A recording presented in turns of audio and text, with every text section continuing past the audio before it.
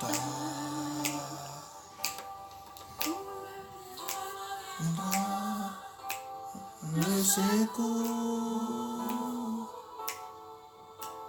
secours me vient de l'Éternel, qui a fait les cieux et la terre. Le secours me vient de l'Éternel, qui a fait les cieux et la terre. Alléluia. Amen. Que Dieu nous bénisse, que Dieu vous bénisse en ce début d'année 2020. Bonne année, que la grâce de l'Éternel et la gloire de l'Éternel s'éclatent dans vos entreprises, dans le nom puissant de Jésus. Nous sommes sur El Gomola, cette télévision qui nous permet d'apprendre un peu plus sur la gloire de l'Éternel et la puissance de l'Éternel dans nos vies. Aujourd'hui, nous avons en face une maman, une sœur, une femme, du nom de maman Lydie Seri, qui a un témoignage à vous porter. Elle a un témoignage qui est empreint de la gloire de Dieu. Elle a un témoignage vivant. Elle a un témoignage qui doit vous émerveiller, un témoignage qui peut encore vous donner la force de suivre l'Éternel en cette nouvelle année. Alors, nous allons lui donner toute la latitude de pouvoir s'exprimer. Mais bien avant, toi qui es nouvellement sur cette page, El Gomola, toi qui es attiré par ce témoignage ou par le travail que nous faisons, frère et sœur, abonne-toi maintenant et cherche toujours à commenter ou apporter ta petite critique à la chose. Alors, on va donner maintenant la latitude à maman Seri pour qu'elle puisse nous se présenter. Maman, vous avez la parole. Shalom, shalom, shalom.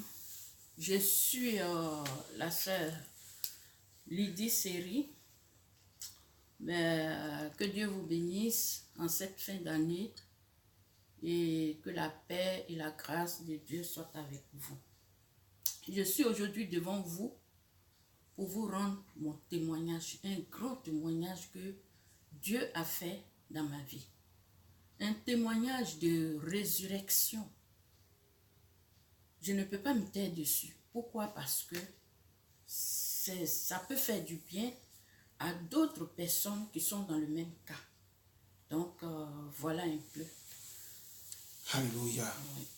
Chers frères, chères sœurs, vous venez d'entendre, elle dit qu'elle a un témoignage qui pourra nous évangéliser davantage.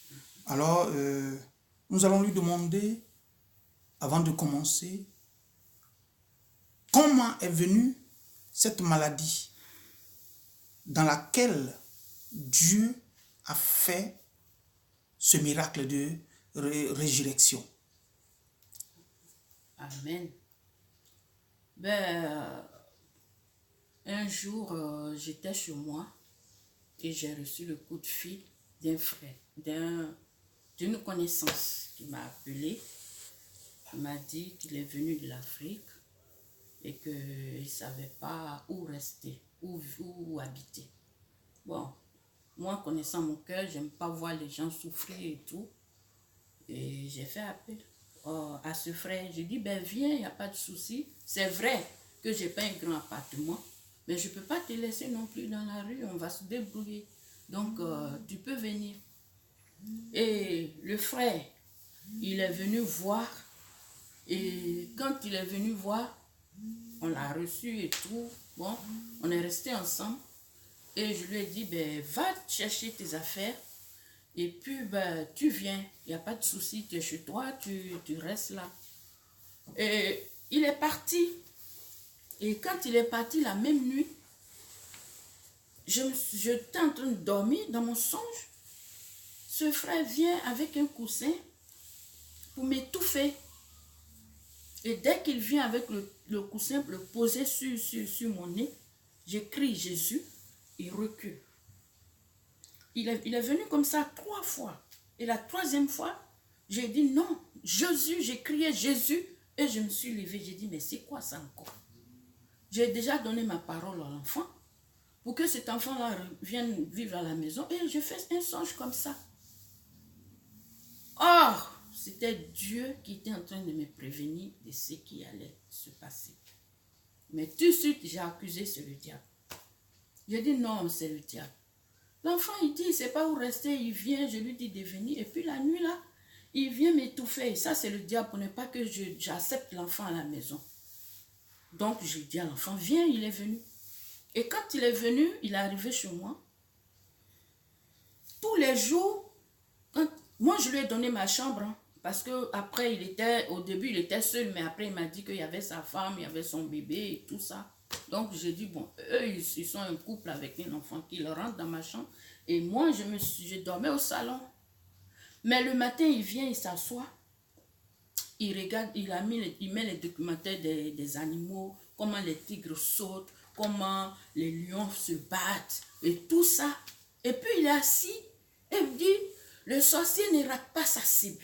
Les pieds croisés, bien fixés vers la télé. Le sorcier ne rate pas sa cible. Tout le temps, il faisait ça. Et du coup, un jour, j'étais là même avec lui assis. Il a répété la parole. Le sorcier ne rate pas sa cible. Puis, bon. Et il y a une voix qui m'a dit, mais est-ce que tu prêtes l'oreille à ce que l'enfant là, le jeune là, il dit tout le temps? Donc, j'ai prêté l'oreille. Il a répété encore. C'est là que je me suis levée. Je lui ai dit, mais écoute, frère, ici, dans ma maison, le sorcier rate sa cible. Parce que ici, on a Jésus. Parce que ici, on prie Jésus.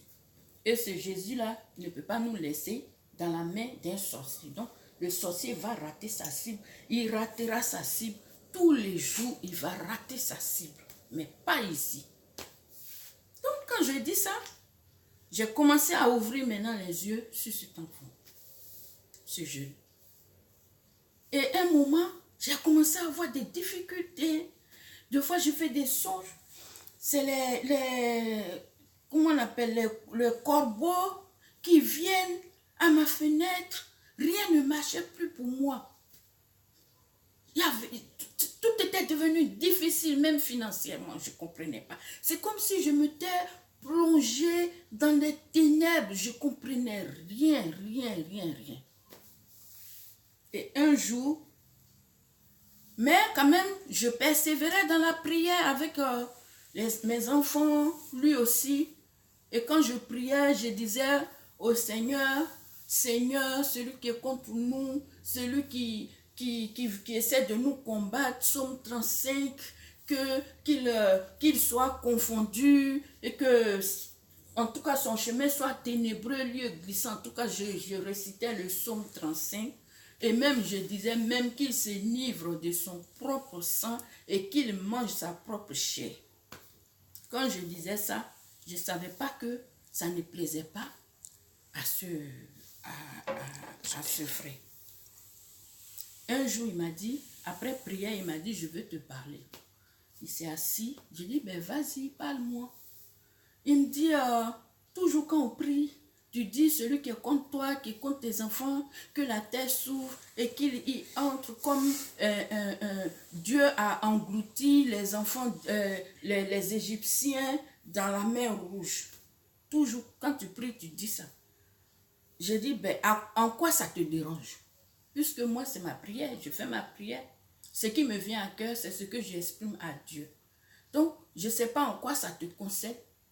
Il dit, ouais, que lui, ça le dérange. J'ai dit, ben moi, ce n'est pas toi qui guide ma prière. Moi, je fais ma prière selon que l'esprit me met à cœur. Donc, je vais répéter ça toujours. Donc, si ça te dérange, ça peut te déranger, mais moi, je m'en fous. Je fais ma prière. Tu ne vas pas arrêter ma prière, ni tu ne vas même pas stopper ma prière. Alléluia. Amen. Alléluia. Déjà, lors de ta déclaration de ton explication, j'ai énuméré déjà trois points.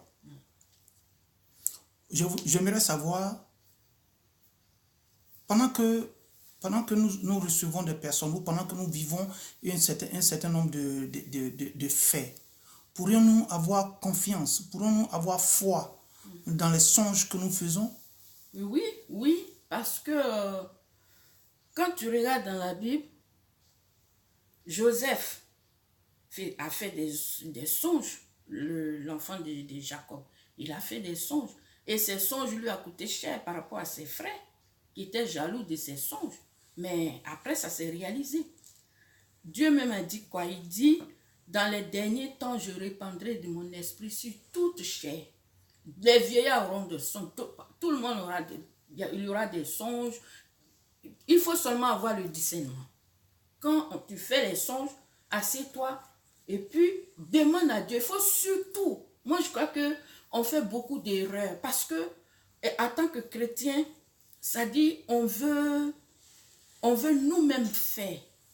Or, quand tu regardes dans le livre des rois, bon, excusez-moi, je ne mémorise pas trop les versets, mais dans le livre des rois, quand les enfants d'Israël devaient aller en guerre, chaque fois, ils consultaient Dieu. Donc, même si on doit pratiquer l'hospitalité, on doit quand même prier. Quand j'ai reçu son appel, je devais prier même. Je dis, Seigneur, ça c'est le conseil que vous portez aujourd'hui aux personnes qui doivent accueillir des personnes à la maison. À la maison, il chez faut, eux, voilà, ou il chez faut elles. prier. Il faut prier. Il faut prier vraiment pour savoir si c'est la volonté de Dieu. Parce que c'est vrai, Dieu nous dit de pratiquer l'hospitalité. Mais il y a des gens de mauvaise foi. Donc, si tu es chrétien, il faut d'abord prier Dieu pour savoir si celui qui vient, il n'y a pas de problème. Comme quoi, Dieu nous dit de pratiquer l'hospitalité, mais ce n'est pas à tout le monde qu'on doit pratiquer l'hospitalité. Alléluia. Amen. Alléluia. Amen. Et maintenant, là où moi je n'ai pas compris, parce qu'en fait, pendant que vous êtes en train de discuter, pendant que vous êtes en train de raconter l'histoire, vous avez employé une expression où le jeune homme disait, le sorcier ne rate pas sa cible. À votre avis, qu'est-ce qu'il voulait insinuer? Qu'est-ce qu'il voulait dire par cela? Bon, pour moi personnellement, je n'ai pas, comme j'ai dit, je n'ai pas prêté attention à ce qu'il dit. Mais comme Dieu, par son esprit, qui révèle les choses, j'ai entendu une voix qui me dit, prête l'oreille à ce qu'il dit. Ça veut dire qu'il y a quelque chose quelque part qui n'était pas normal. C'est pour ça que Dieu m'a dit, parce que ça fait plusieurs fois il répétait, mais moi je me dis, il parlait avec comment on appelle ces documentaires, ces animaux, les animaux et tout. Mais il y a peut-être une signification, peut-être qu'il a été envoyé pour venir m'attaquer. Voilà, il a été envoyé pour venir m'attaquer. Parce que après ce songe-là, j'ai fait plein de songes que je n'ai pas envie de rentrer dans tous les détails. Et après ça, ma vie même commençait à sombrer. De toutes les façons, nous sommes en face d'un certain nombre de personnes. On a des auditeurs qui veulent entendre, qui veulent savoir, qui veulent comprendre. Donc, je crois, à mon humble avis, selon que l'Esprit de Dieu nous conduit, il va falloir que on s'étale de plus en plus. On s'étale de plus en plus. Donc, c'est en cela j'introduis le troisième point ou la troisième question. Oui, la difficulté pour vous, l'arrivée de cette personne à inaugurer une nouvelle ère dans votre vie, c'était le temps de la galère, le temps de la souffrance. Voilà le temps, oui. Comment est-ce que vous pouvez nous expliquer ce fait-là? Je vous explique. J'étais tranquille. Moi, je travaillais. Mais quand il est arrivé, j'ai perdu mon travail. Le travail, là où même j'étais bien, je l'ai perdu. Même j'ai même fait des CV partout. Or, avec le CV que j'ai, Je ne peux pas déposer un CV quelque part et puis ils vont me dire non. Mais au moment où il était là, je n'arrivais pas à avoir du boulot. Je vendais même je peux dire, je faisais un peu de commerce. Rien ne marchait. Même pour manger, c'était, comment on appelle, j'allais même au secours populaire, je peux vous dire. Alléluia. Difficulté, difficile. Et je ne comprenais rien. Mais j'ai gardé foi. J'ai dit Seigneur, tous les jours je disais Seigneur. J'ai eu même du boulot à 2 pas de chez moi. Mais à la fin du mois, pourtant c'était bien payé. Mais à la fin du mois, il y avait toujours des erreurs. On ne me payait que des miettes. Et il y avait des problèmes. C'était pas ça. En tout cas, ma vie n'était pas plus ça. Ok. Comme quoi, on pourrait dire, c'est pour conclure cette première partie, comme quoi on pourrait dire simplement que l'homme doit faire beaucoup plus attention aux hommes qui viennent à la maison, aux personnes qui viennent à la maison. Sinon, ces personnes, si elles sont de mauvais augure, elles apportent la difficulté, elles apportent la poisse, la difficulté, la galère à la maison. Oui. Donc, ça veut dire que leur esprit négatif supplante la vie de ceux qui les accueillent. Alléluia. Voilà. Ben, je crois bien que si aujourd'hui on a aujourd'hui cette possibilité de témoigner, c'est quelque part parce que vous étiez très attaché à Dieu. Oui, oui. Vous pouvez nous en dire quelque chose? Parce que chez moi d'abord, je priais beaucoup avec mes enfants. Je priais beaucoup. Et il est venu se mettre dedans. D'après lui, il était chrétien, mais en tout cas, avec ce que je voyais, j'ai vu que c'était chrétien comme ça, mais pas à fond. Mais nous, on priait. Même, je vais vous dire un truc. La nuit, moi, j'ai fait un songe un jour où on était à une cellule et il y a un frère qui s'est levé dans la cellule, à la fin de la cellule, pardon. Il m'a dit, toi, tous les soirs avant de dormir, il faut lire le psaume 91. Le frère s'adressait à moi dans le songe, avant que ce jeune-là n'arrive. Donc, tous les soirs, mes enfants et moi, quand on finit de prier, on lit le psaume 35 et le psaume 91. Souvent même, je laisse la Bible ouverte au-dessus de ma tête sur une chaise et puis je dors. Mais quand il est arrivé, dès que je laisse ma Bible ouverte, il déplace la Bible et il le met dans le couloir. C'est-à-dire, il éloigne la Bible de moi. Je ne sais pas ce qu'il fait la nuit pendant que nous on dort. Il enlève 2 fois, j'ai remarqué comme ça, que quand je me lève, je ne vois pas ma Bible. Et je demande aux enfants, ils m'ont dit non, mais c'est le frère là qui fait ça. Et je suis allée lui demander, mais pourquoi chaque fois que je mets ma Bible, elle est ouverte, tu la récupères, tu éloignes la Bible de moi. Je ne comprends pas. En quoi ça te dérange? Parce que quand tu es arrivé, je t'ai donné une Bible. Tu as ta Bible, chacun a sa Bible dans la maison. Tu ne peux pas prendre ma Bible et puis l'éloigner de moi. Ça fait 2 fois que tu fais ça. Qu'est-ce qui se passe? Il n'a pas eu d'explication à me donner. Donc, là, j'ai dit, en tout cas, tu as de quoi faire.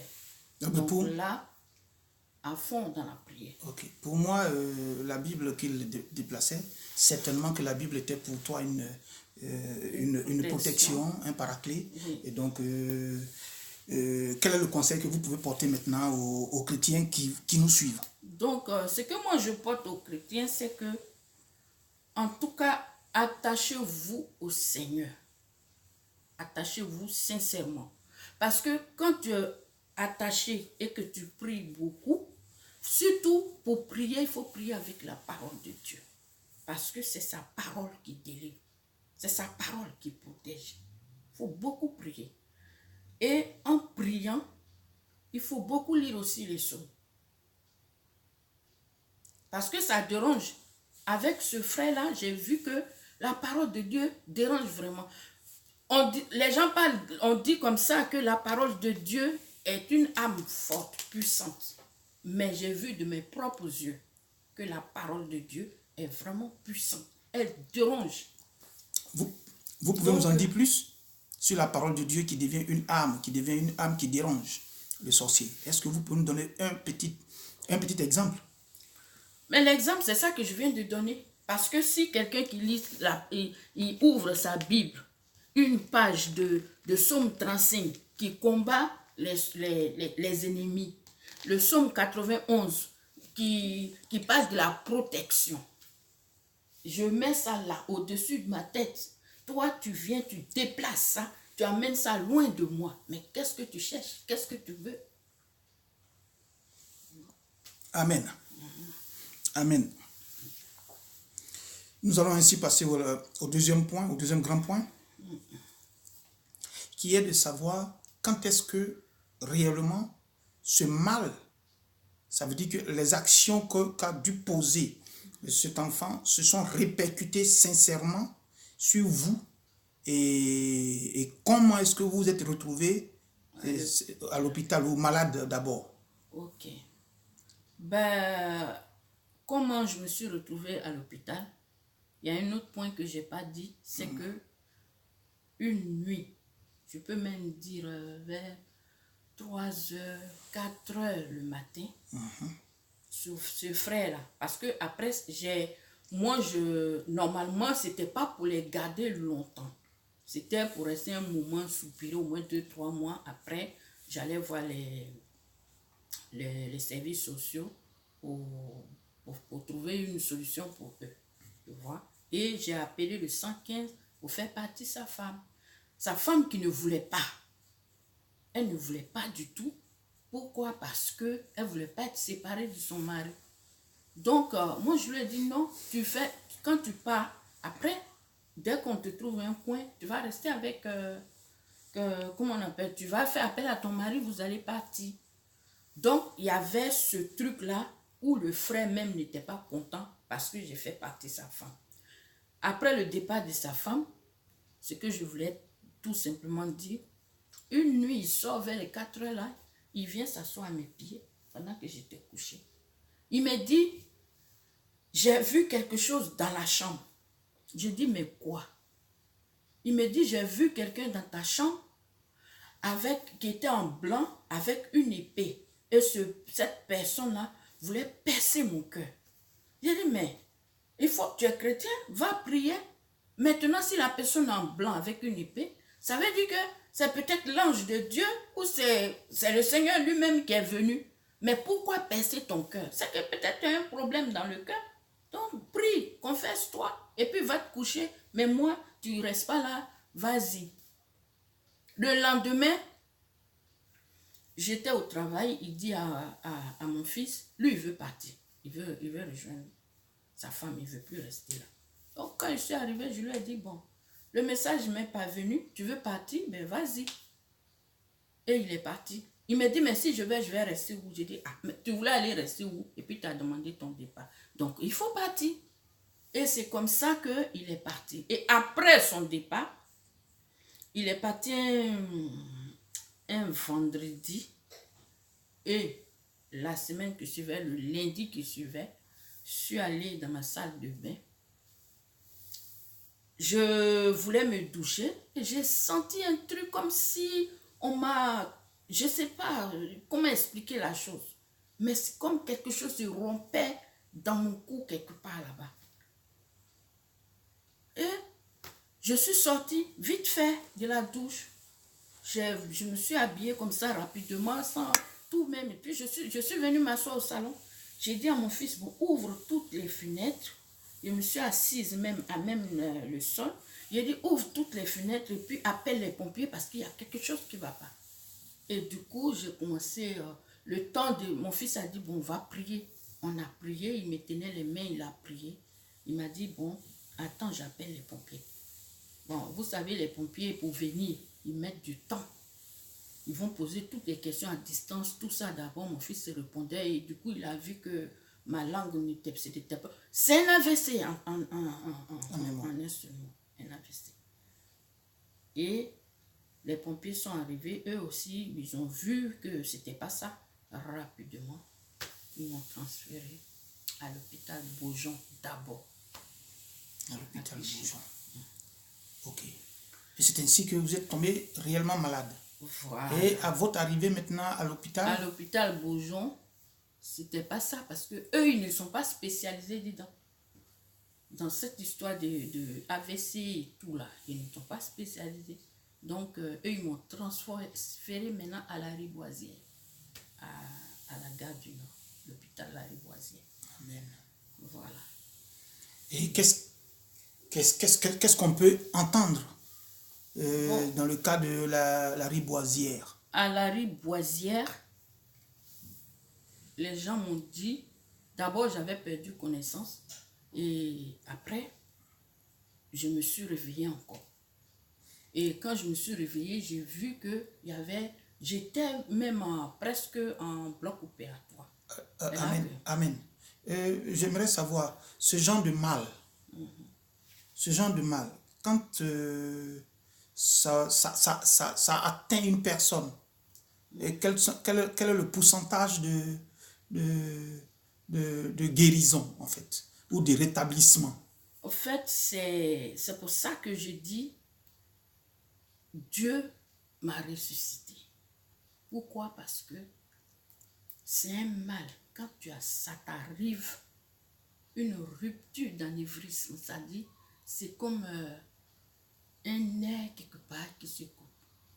Ce que nous on appelle, je peux dire même méningite. Quand ça t'arrive là, hein, soit tu meurs, soit tu ne retrouves plus la voix, tu ne peux pas parler, tu vois les choses mais tu ne peux pas parler. Tout ça, ça fonctionne plus, tu ne parles plus. Tu ne parles plus, ta langue n'est plus ça. Soit tu deviens un légume, c'est-à-dire paralysé. Tu ne peux plus faire des gestes. C'est les gens qui font pour toi. On s'occupe de toi. Tu regardes, mais ce n'est plus ça. Et c'est cette opération que j'ai subie. Et avant de rentrer en salle, j'ai réussi. Bon, je me suis réveillée comme ça. On peut parler un temps soit peu des enfants. Comment est-ce qu'ils ont perçu? Comment est-ce qu'ils ont été mis au courant? Mes enfants n'avaient pas accès à moi pendant même, je peux dire, 2 semaines par là. Ils n'avaient pas accès à moi. Ils appellent. Quand ils appellent, on veut voir tel. On dit, attendez, ils ne pouvaient plus avoir la même personne. En tout cas, on les a mis comme ça, mais Dieu merci, ils sont restés dans la prière. Les enfants sont restés dans la prière. Et moi-même, avant même qu'on ne me mette l'anesthésie et tout, j'ai demandé qu'on me laisse prier d'abord.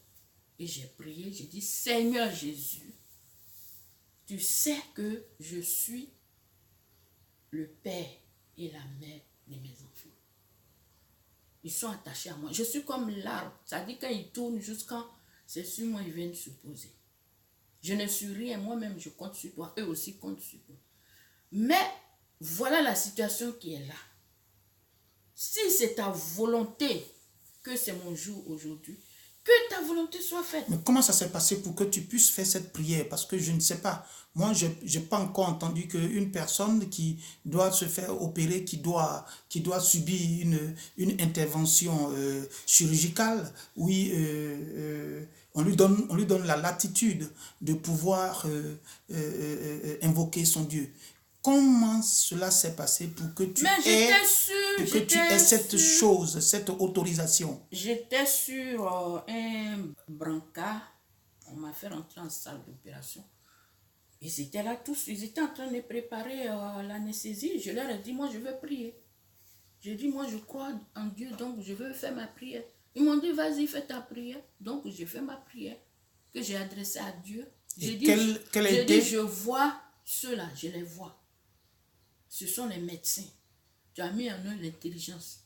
Mais c'est toi qui es tout le médecin des médecins. Ça dit cette tête-là. Parce que j'ai demandé, vous allez faire quoi? Ils ont dit, non, on va vous opérer. J'ai dit, où? On dit la tête. Or, quand on te dit la tête, tu vois déjà l'ampleur. Donc, c'est comme ça, j'ai dit, bon, je vais prier.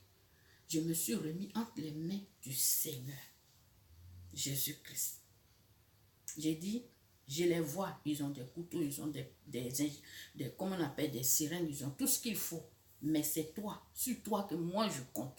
C'est sur toi, c'est surtout ta main que je veux parce que c'est toi qui a cette tête-là, c'est toi qui l'as conçue. Donc toi-même là, prends pour toi, occupe-toi de moi. Et puis, quand j'ai fini, ils m'ont mis l'anesthésie. Donc vous croyez au nom de Christ, à ce nom de Dieu dont on parle, le Rapha, des Rapha. Ça veut dire le docteur par excellence. Vous croyez en ce nom-là? Mais pourquoi je ne crois pas? Si je ne crois pas, je ne peux pas invoquer son nom. Je crois en Dieu et je sais qu'il a ressuscité Lazare dans la Bible, qui était déjà mort 4 jours, pourri. Il a ressuscité Tabitha. Il a ressuscité le fils de la veuve qui n'avait plus d'espoir, qui avait son dernier fils mort, dont le cortège a croisé Jésus et l'enfant est revenu à la vie. Il a ressuscité l'enfant de la Sunamite. Alléluia. Lui-même, Jésus, il a été ressuscité. Il est la résurrection. Donc, si je crois en Jésus, je sais qu'il pouvait faire quelque chose pour moi. Il peut le faire. C'est pour ça que je me suis remis entre ses mains. Ok. Voilà. Et quand vous êtes remis entre ses mains, quelques instants après? Ouais, ils ont fini l'opération. Moi, je n'ai plus vu là. Je suis partie là.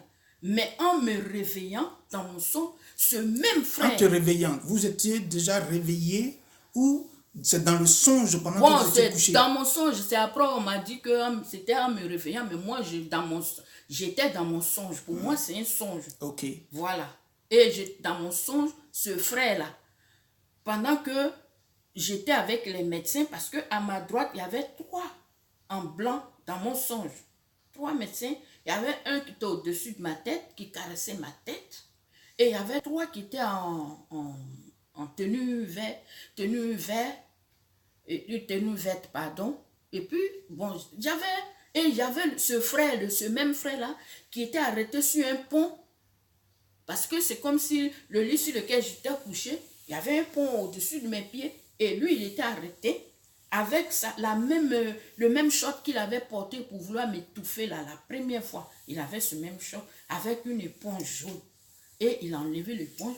Il voulait prendre l'éponge pour m'étrangler. Donc, j'ai arraché l'éponge et je lui ai donné des bons coups. Je m'apprêtais même à le balancer en bas du pont là-bas. C'est comme ça que j'ai ouvert les yeux. Or, tous ces coups que je donnais aux frères dans le son, c'est les médecins qui sont ici, là, à côté de moi, qui recevaient. Il paraît que j'ai même enlevé ce que j'appelais, que j'ai enlevé l'éponge, c'était tout ce qui était branchement, que j'avais tout enlevé. Donc, ils étaient obligés de me rebrancher. Ils n'ont rien compris. Pourquoi? C'est après, ils m'ont expliqué. Là, je dis non, mais c'est parce que j'avais fait un songe. Et dans le songe, je me battais. Ils ont dit non, nous, on a reçu les coups ici. J'ai dit, bon, Dieu soit loué, je me suis réveillée, c'est l'essentiel. C'est après ça, maintenant, ils ont appelé mes enfants pour dire à mes enfants, venez, votre maman s'est réveillée. Parce que eux-mêmes, les médecins, ils n'étaient pas sûrs que je pouvais me réveiller avec une telle force. Parce qu'ils ont témoigné aux enfants que votre mère a de la force. Mais voilà comment ça s'est passé à son réveil. Et eux, les docteurs, pour certifier votre guérison, et ils vous ont fait subir un certain nombre d'examens? Ben oui. Au départ, je faisais chaque mois. Quand j'ai fini de me réveiller, j'étais en salle de réanimation. Après, on m'a monté c'était au sous-sol, moins 3. Sous-sol, moins 3, ça veut dire que tout au fond, là où... Après, je suis montée au moins 1. Après, je suis montée au moins ainsi de suite jusqu'à 4 étages. Donc, je me suis dit, mais pourquoi à chaque fois on me change d'étage? Et il y a une infirmière qui m'a dit, non, quand on te monte comme ça, ça veut dire que c'est au fait comme la résurrection. Amen. De la terre, tu remontes jusqu'au 4. Et un jour, parce que normalement, après ça, tu dois passer en rééducation et tout ça, on doit essayer. Mais moi, le matin, je me lève, je vais me balader dans le couloir de l'hôpital. Et c'est comme ça que j'ai croisé mon médecin. Je l'ai même reconnu Parce que même ça, là, tu perds la mémoire et tout. Hein. Mais je l'ai reconnu. J'ai dit, bonjour, docteur. Il m'a dit, bonjour, vous êtes qui? J'ai dit, c'est Madame Seri. Il dit, ah, mais je vous ai cherché. Vous étiez où? J'ai dit, non, on m'a fait monter au 4. Il m'a dit, mais qu'est-ce que vous faites ici? J'ai dit, bon, moi, je ne sais pas, hein, j'attends. Il m'a dit, mais aujourd'hui, on vous relâche. Et c'est comme ça, il allait faire les dossiers et tout. Ils ont envoyé même un kiné pour venir là. Je ne sais pas si c'est rhumatologue ou bien kiné, mais en tout cas, il y a une dame qui est venue. Elle m'a dit, soulève ton pied. Je soulève mon pied comme ça, je le descends. Tant tes mains, je fais. En tout cas, je faisais tous les gestes possibles qu'il fallait. Elle m'a dit, mais tu n'as pas besoin de rééducation. Bon, on va faire dernier essai. On va monter 5 étages. J'ai dit, il n'y a pas de souci. Je suis partie, j'ai monté les 5 étages, je descendu rapidement. Elle m'a dit, madame, vous ne restez pas, allez-y. C'est comme ça qu'on m'a libérée et puis je suis arrivée chez moi à la maison. Donc, à chaque fois, chaque mois, j'allais faire les examens. Ils ont vu que ça s'améliorait chaque fois. Ils ont mis maintenant chaque 1 an. Je fais IRM, après je vais voir le médecin et jusque-là, ça va. Ça n'a pas laissé de séquelles. Le médecin, il m'a dit, ça va. Mais aussi, j'ai oublié un truc que je devais dire. Quand on m'a fait monter, c'était au 3e étage. Un midi, je dormais dans mon songe. J'ai encore vu le frère là, son oncle est venu, le grand frère de son père qui est venu, s'asseoir à mes pieds pendant que je dormais. Et dans le songe, il me dit, lui seul il parlait, parce que moi je le regardais, mais je ne parlais pas. Il m'a dit, bon, je suis venu, mais moi je continue. Mais il y a mes 2 frères qui arrivent. Oh, ces 2 frères-là, ils sont déjà morts. En réalité, ils sont morts, ils ne vivent pas. Il m'a dit, ces 2 frères-là arrivent. Ça veut dire quoi? Ça veut dire simplement que lui, il est venu, mais il m'apportait la mort. Pendant que moi, le Seigneur m'a sorti de là-bas, du sous-sol, du -3, jusqu'à me monter au 3e étage. Lui, il va venir me donner la mort là maintenant. Et c'est comme ça qu'il y a quelqu'un aussi qui est venu. Il est venu dans le son, il dit qu'il est mon père. Mais en réalité, il n'a pas les traits de mon père. Il m'a dit, qui était là tout à l'heure? Et j'ai dit son nom. Il m'a dit, ceux-là même là, ils pensent que moi, je n'ai pas l'œil sur vous. Mais je veille sur vous matin, midi et soir. Et comme il a dit que ses frères arrivent, moi, je m'assois, je suis là. Et il s'est assis à mes pieds. Et ses frères, les morts là, ils ne sont plus venus. Maintenant, il m'a dit, ma fille, il m'a dit, il faut prier. Tu vas sortir ici. Mais si tu sors, tu vas voir de tes propres yeux ce qui va se passer. C'est comme dans le psaume 81. Que 1000 tombent à ton côté, 10 000 à ta droite, tu ne seras pas atteint. De tes yeux seulement tu regarderas et tu verras la rétribution des méchants. C'est ce que j'ai vu. Quand je suis sorti, ceux qui sont tombés à ma droite, tombés à ma gauche, j'ai vu et je peux témoigner. Cette parole-là, je l'ai encore. Tu verras. Et ça continue. Donc, pour dire que on ne peut pas toucher à un enfant de Dieu. Un réel enfant de Dieu. Il ne faut pas banaliser un enfant de Dieu. Mais est-ce que c'est pas le fait que les hommes, c'est-à-dire que Satan, en venant vers, il sait que nous sommes des enfants de Dieu. Il le sait. Mais c'est pas que nous-mêmes nous banalisons notre appel, notre Dieu. Ouais. Donc, on peut dire ça aussi. C'est pour ça que j'exhorte à mes frères, à mes soeurs, veillez et priez. La parole de Dieu, là, elle n'est pas vaine. Quand tu places ta confiance, il a dit, croyez seulement et vous verrez la gloire de Dieu.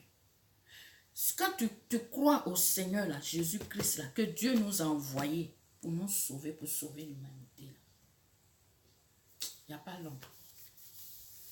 Quand tu crois, Dieu est là pour faire pour toi. Amen. Et jusque-là, tout va bien pour moi. J'avais même repris, je travaillais, parce que moi je travaille avec les personnes âgées, on les soulève. Mais quand je vais postuler là, je ne me présente jamais comme... Les gens m'ont déclaré comme travailleur handicapé. Mais moi je dis dans ma tête, c'est sur papier. Voilà, et j'ai toujours travaillé. Bon, comme vous savez, c'est une opération, c'est une grosse opération. Soulever les gens, parce que si tu ne te présentes pas comme travailleur handicapé, on pense que tu es normal, on te donne, tu travailles normalement. Moi, je travaillais normalement, je prenais les gens, je les posais, Je m'occupe d'eux. Je faisais tout mon travail normal que j'avais l'habitude de faire. Amen. Donc, ça fait qu'il y a un peu de douleur. Bon, dans le bon, ce boulot même, il est comme ça, mais c'est pas parce que... chose, quoi. Mais les douleurs sont là. Maintenant, un peu de douleur, mais... Alléluia. Le plus gros, c'est que je bénis le nom de Dieu. Alléluia. Alléluia. Maintenant, la dernière partie, c'est... J'aurais voulu que vous dites quelque chose aux églises, sinon à l'église. Voilà. Maintenant, ce que je voulais souligner, c'est que pendant que ces choses me sont arrivées, j'allais dans une église, je priais.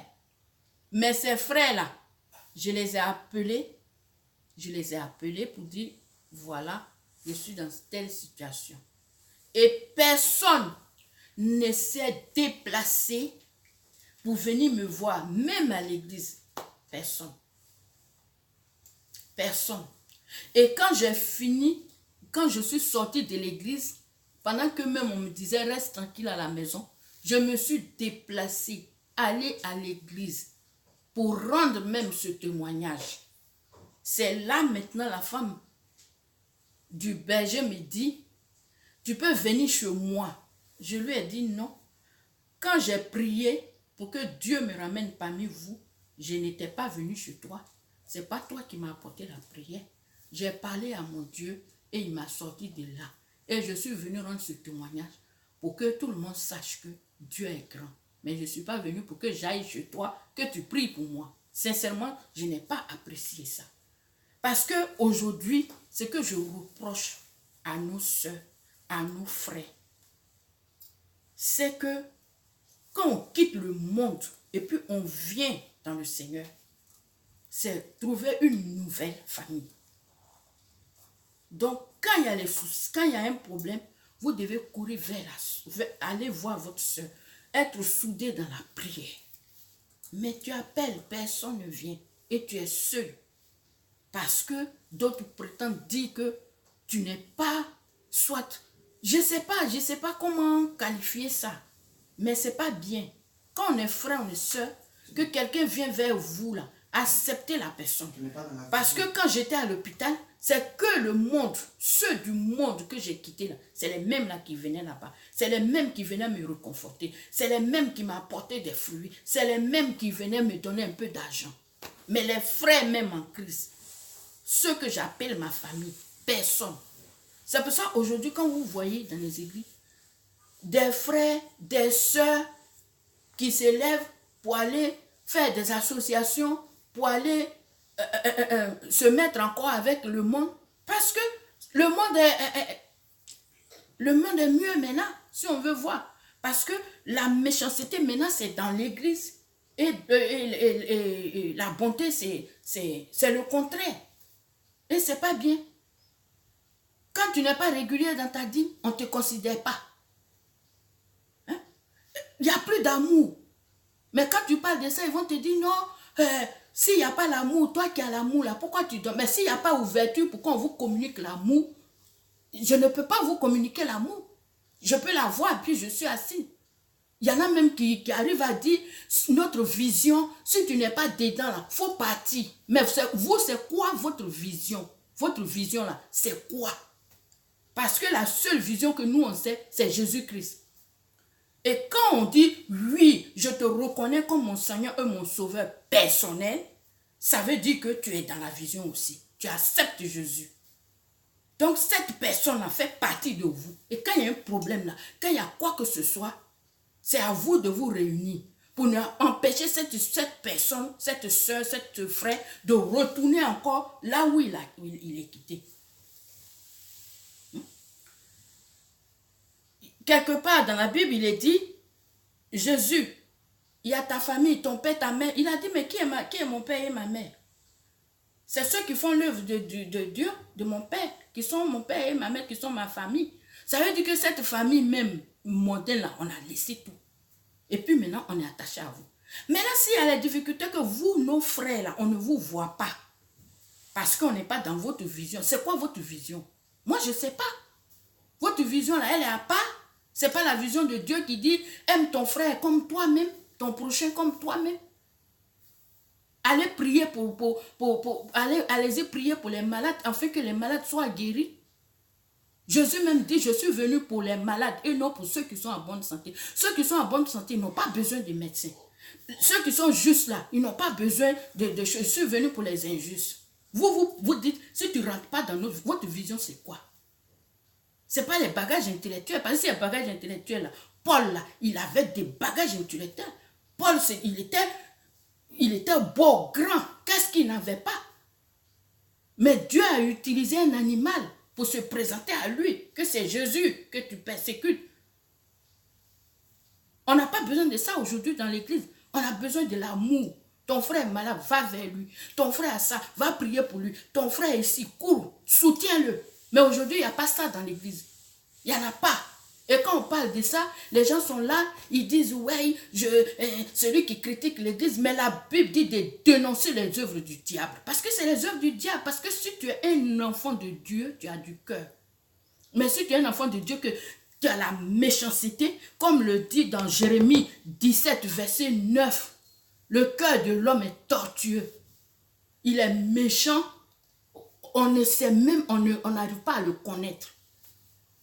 Dieu n'a pas besoin que tu aies combien de temps de ministère. On s'en fout de ça. Ce n'est pas ce que Dieu nous demande. Ce n'est pas ce que Dieu nous demande. Pierre, là, il a été le premier, comment on appelle, le premier disciple de Jésus. Pierre et André, son frère. Il a été le premier disciple. Mais Pierre a régné Jésus. Donc, tu peux avoir un ministère de 100 ans, de quelle année, si tu n'as pas l'amour, si tu n'as pas le cœur, pour moi, tu n'es pas de Dieu.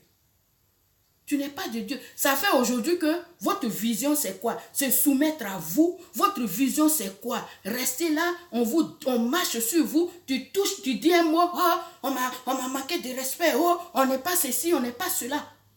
Mais attends, moi, je ne comprends pas. Jésus, là, il mangeait avec les gens même pourris, les prostituées, tout ça, là, il mangeait avec eux. Dans la même assiette, il mangeait.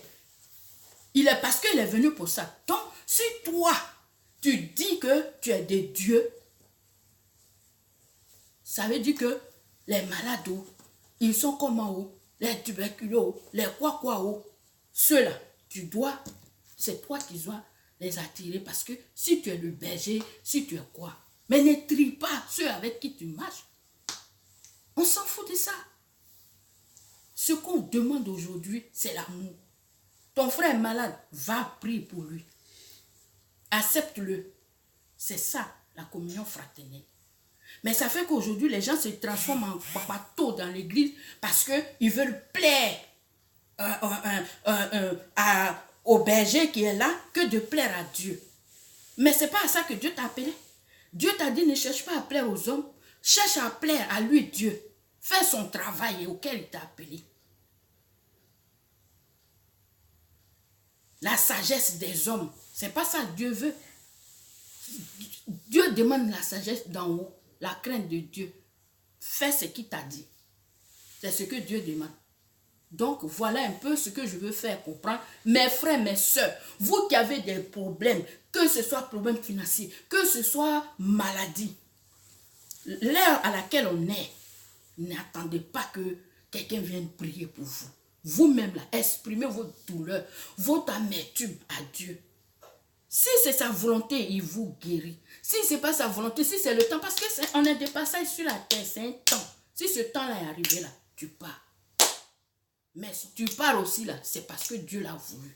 Si tu pars, si ce n'est pas ton temps, il va te sortir de là. Donc, prie ton Dieu. Anne, là, elle allait tous les ans avec son mari dans le livre de Samuel. Tous les ans, Anne était stérile, méprisée par sa rivale, se moquait d'elle. Oh, stérile, tu n'accouches pas, c'est comme ça. Mais Anne, le jour où ils sont allés à Siloé, ce jour-là, ils partaient pour manger, mais Anne dit, je ne mange pas. Elle a fermé sa bouche, mais c'est son cœur qui a parlé à Dieu, et Dieu l'a exaucé. Donc, que ton cœur parle à Dieu, toi-même. Seigneur, me voici dans la situation, me voici comment je suis. Mais c'est ta volonté qui compte. Même Jésus, même quand il devait aller à la croix, Il y avait l'angoisse. Au final, c'est comme si il ne voulait pas, parce qu'on dit la sueur s'est transformée en goutte de sang. Il a dit, Père, éloigne, si tu peux, là, éloigne cette coupe de moi. Mais que ta volonté soit faite. Et la volonté de Dieu est que Jésus est venu sur la terre pour aller mourir à la croix pour nous, pour prendre nos péchés. Tout. Donc, la volonté de Dieu s'est faite. Donc, c'est selon la volonté de Dieu. Prie. Le temps que tu as dit oui là, prie. Dieu est avec toi. Dieu est là. Avec toi tous les jours de sa vie. Il dit, marchera. Quand tu marches dans la vallée de l'ombre de la mort, Somme 23, il dit, je ne t'abandonne pas. Je suis avec toi. Son bâton et sa houlette, c'est ça qui te conduit. Ce n'est pas le bâton de l'homme. Parce que si c'est le bâton de l'homme, ma soeur, ce n'est pas encore, c'est pas encore ça. Hein. Donc, c'est ce que je voulais vous dire en cette fin d'année. Moi qui suis devant vous, aujourd'hui, là, je n'ai perdu haut. Ça dit, tout va bien, sauf que c'est les douleurs. Les douleurs, c'est normal parce que le travail qu'on fait, on marche, là, c'est normal. Mais ce que je devais avoir là, c'est que ça devait être là. Ça n'a pas été ça au nom de Jésus. Donc, attachez-vous à Dieu. Priez vous-même.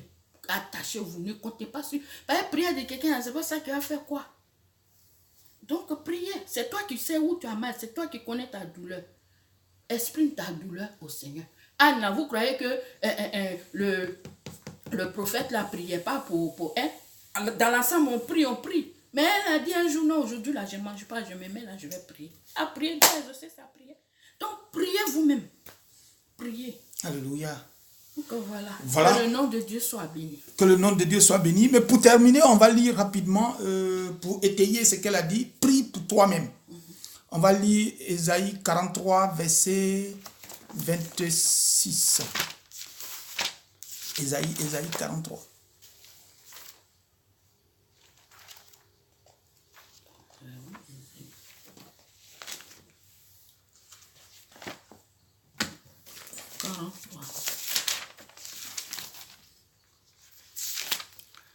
Excusez-nous, on cherche.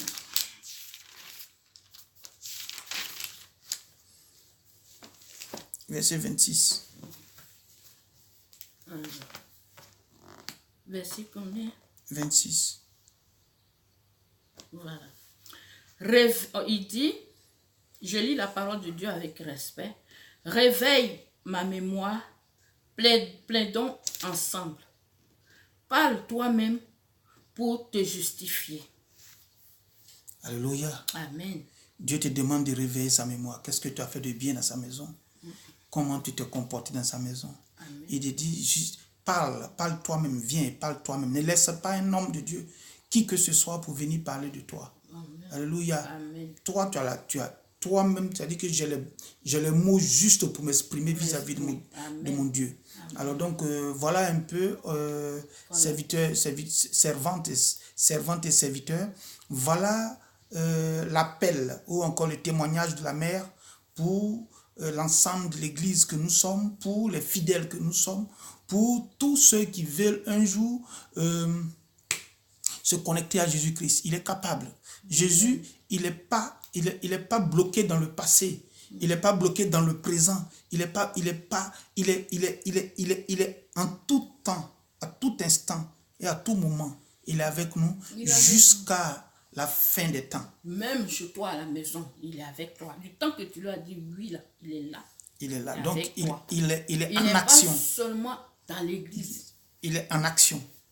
Il est en action pour nous.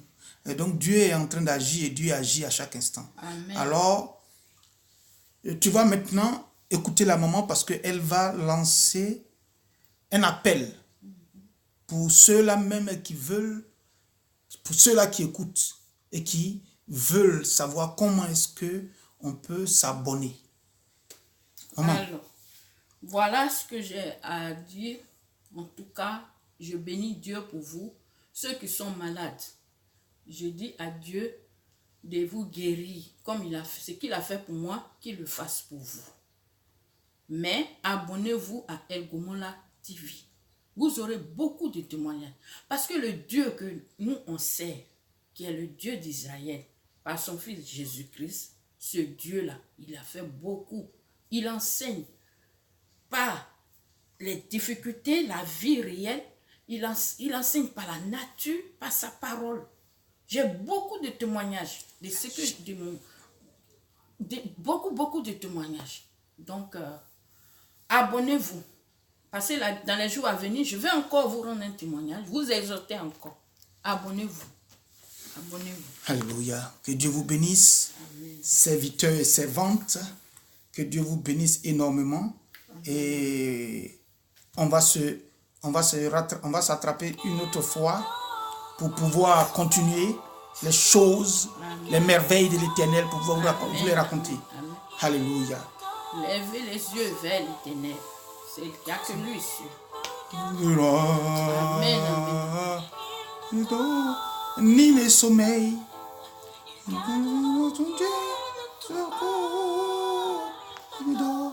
Ni les sommeils.